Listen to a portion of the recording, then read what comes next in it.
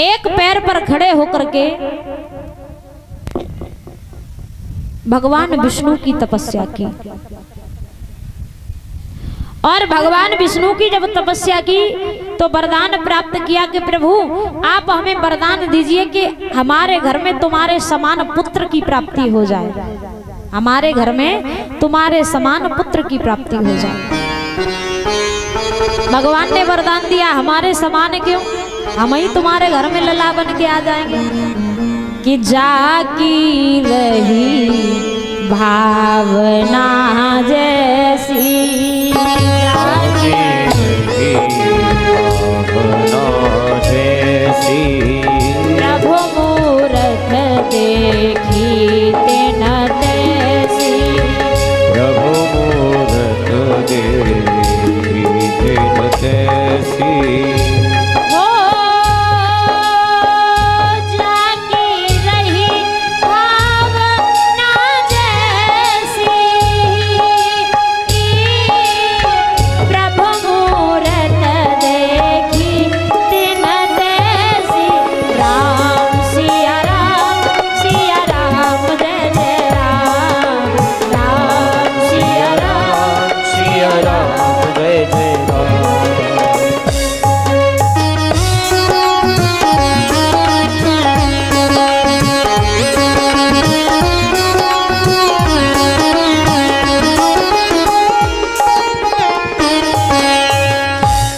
जाकी रही भावना जैसी, प्रभु मूरत देखी तिन तैसी।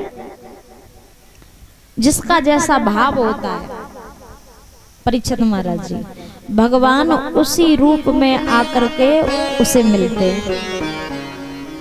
भगवान को जिसने पुत्र के रूप में चाहा, भगवान ने उसे पुत्र के रूप में दर्शन दिया। पति के रूप में चाहा, पति के रूप में दर्शन दिया। जिसका जैसा भाव होता है भगवान उसी रूप में आकर मिलते हैं। कि पता नहीं किस मोड़ पे आके नारायण मिल जाएगा। समय का कोई पता नहीं कि कब भगवान मिल जाए, वो नारायण मिल जाए, वो गोविंद मिल जाए, वो बांके बिहारी मिल जाए।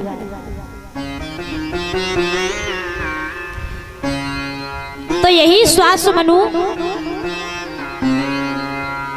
कश्यप मुनि और माता अदिति के रूप में प्रकट हुए।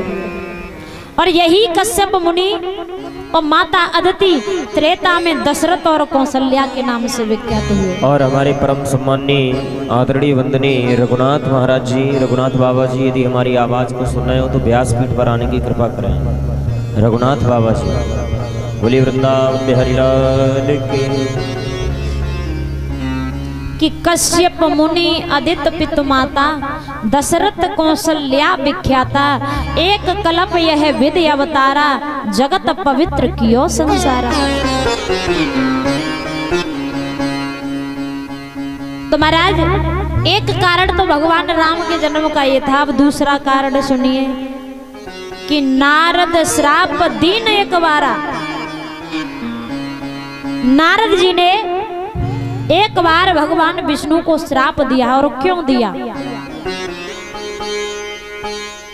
देवर्षि नारद के सामने जब कामदेव आए तो कामदेव का जब कोई प्रभाव नारद जी पर नहीं पड़ा तो महाराज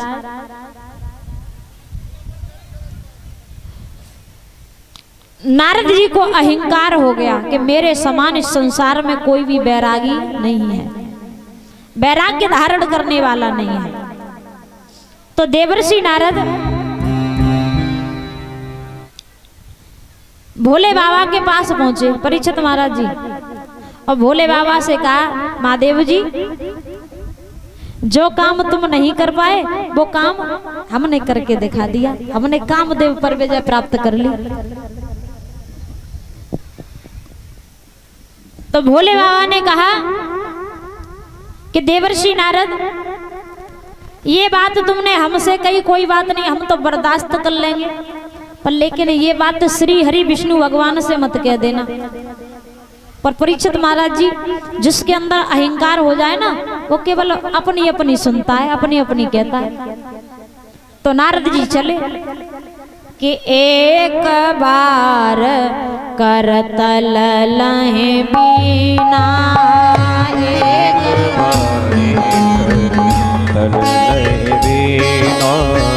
गावत हरे गुण गान प्रवीणा, गावत हरि गुण गान प्रवीणा। हो एक बार करतल लहे बीना, गावत हरे गुण गान प्रवीणा। राम सिया राम सिया राम जय जय राम, राम सिया राम जय जय राम। बोलिए रामचंद्र भगवान की जय जय। कि एक बार करतल लहि बीना, गावत हरे गुण गान प्रवीणा, चीर सिंधु गवने मुनि नाता। पहुंचे चीर सागर में। अब विष्णु भगवान ने दूर से देखा कि नारद जी चले आ रहे। विष्णु भगवान समझ गए कि नारद जी तो आ रहे हैं, वो तो अलग बात है, पर लेकिन नारद जी के संग अहंकार और चला आ रहा है। तो भगवान विष्णु स्वयं अपनी शेष नाग की सेज छोड़ करके दरवाजे पे पहुंचे स्वागत करने के लिए नारद जी का। भाई अहंकार लेके आ रहे हैं, पता नहीं क्या से क्या कर दें।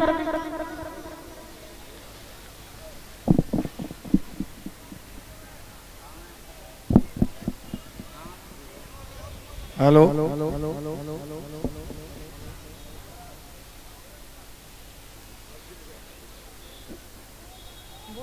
हेलो, सभी कार्यकर्ताओं से निवेदन है महिलाओं की व्यवस्था बनाएं और जो रोड पे भीड़ ना करें।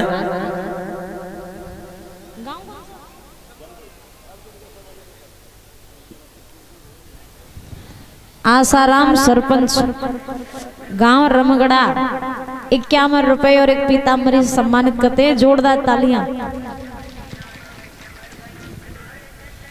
तो महाराज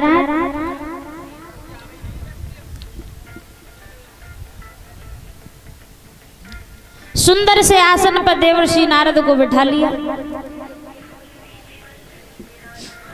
और जब आसन पर बिठाया तो नारद जी से विष्णु भगवान बोले कि हे नारद जी, बड़ा दिनों में आना हुआ है, क्या समाचार लाए हो? तो नारद जी के मन में तो वही बात चल रही थी कामदेव वाली। नारद जी बोले कि प्रभु, जो काम कोई नहीं कर पाया वो काम हमने करके दिखा दिया, हमने कामदेव पर विजय प्राप्त कर ली। तो भगवान ने हंस करके कहा कि जो वैरागी होता है भला उसे कामदेव कहाँ सता सकते हैं। अब भगवान ने तारीफ कर दी देवर्षि नारद की, तो और भी ज्यादा अहंकार हो गया। क्या वो तो भगवान भी मेरी तारीफ करने लगे, तो और भी ज्यादा अहंकार हो गया। अब नारद जी वहां से चले और जब चले तो भगवान ने एक माया का जाल रचा कि बस हे नगर सुंदर नर नारी। एक सुंदर नगर का निर्माण कराया, उसके नारी भी सुंदर है, नर भी सुंदर है। देवर्षि नारद ने सोचा कि मैं यहाँ होके गुजर रहा हूँ, क्यों ना राजा से मिलता चलूं। गुड्डी अगोराबारी, यदि हमारी आवाज जा रही हो तो व्यासपीठ पर आने की कृपा करें। गुड्डी अगोराबारी, यदि हमारी आवाज जा रही हो तो व्यासपीठ पर आने की कृपा करें।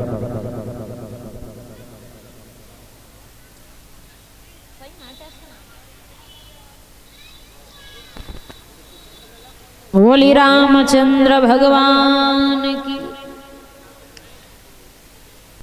तो उस नगर का राजा था शीलनिध, जिसकी कन्या थी विश्वमोहिनी। अब देवर्षि नारद पहुंचे तो राजा ने बड़े सुंदर से आसन पे स्वागत के साथ में बिठाया, विश्वमोहिनी को बुलाया और नारद जी से कहा कि नारद जी, मेरी बेटी की हस्तरेखा देख के बताओ कि दूल्हा कैसा मिलेगा, वर कैसा मिलेगा। अब नारद जी ने विश्वमोहिनी का हाथ पकड़ा। हाथ देख के तो बताएंगे भविष्य, पर मोड़ा देखने लगे, चेहरा देख के भविष्य बताने लगे नारद जी। हाथ पकड़े हैं और चेहरा देख के भविष्य बता रहे हैं, तुम्हारी बेटी का जो वर होगा बड़ा सुंदर होगा, उसे संसार में कोई हराने वाला नहीं होगा। अब नारद जी वहां से भी चले तो नारद जी के मन में विश्व मोहिनी को देख करके काम वासना जागृत हुई। अब नारद जी के मन में भाव आया, नारद जी के मन में विचार आया कि क्यों ना विश्व मोहिनी के संग हम ही ब्याह कर लेवे। नारद जी के मन में विचार आया क्यों ना विश्व मोहिनी के संग हम ही ब्याह कर लें। अब विश्व मोहिनी सारे संसार में कोई सुंदर नहीं है, इतनी सुंदर है, विश्व को मोहने वाली। अब मुझे भी सुंदर बनना पड़ेगा। तो नारद जी पहुंचे विष्णु भगवान के पास, बोले प्रभु आज मैं तुमसे कुछ मांगना चाहता हूं। भगवान बोले मांग लो। तो नारद जी बोले कि हरि शन मांगू सुंदरताई, प्रभु आप मुझे सुंदर बना दीजिए। भगवान विष्णु ने देवर्षि नारद का रूप कपि का बना दिया। कपि जानते हो, बंदर का बना दिया, बंदर बना दिया नारद जी को। अब ये बात नारद जी को पता नहीं है।